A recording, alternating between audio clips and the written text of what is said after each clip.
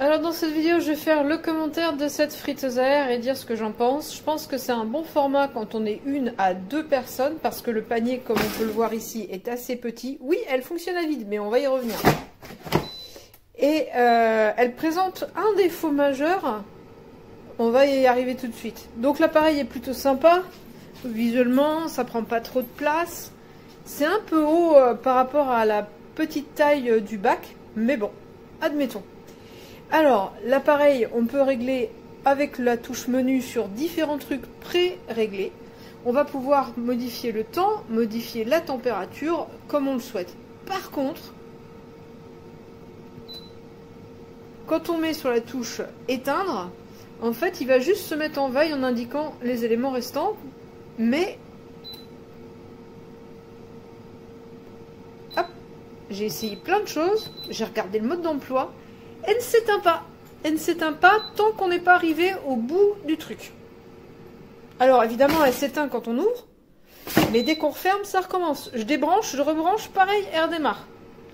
Je suis désolée, mais moi je trouve que ça pose un petit peu problème. Ça pose un peu problème, quand même. Bon.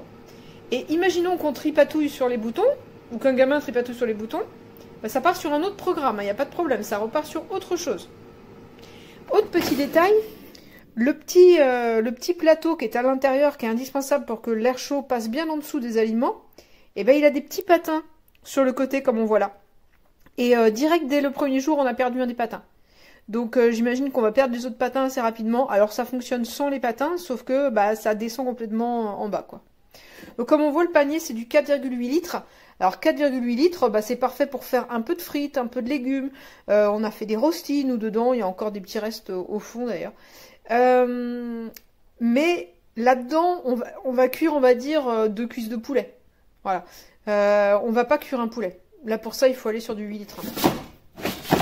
Et hop là, c'est reparti. Et pour quelle durée? Il repart pour 1 minute. Donc là, il y a quand même un problème de fonctionnement. Moi, je pense qu'on doit toujours pouvoir arrêter un appareil autrement qu'en arrachant la prise. Et je vais le montrer. J'enlève la prise, il s'arrête. Je remets la prise, il redémarre. Il n'y a pas de manière de l'arrêter. Et j'ai regardé le mode d'emploi, il n'y a aucune indication. Donc là, pour moi, c'est un défaut majeur du produit.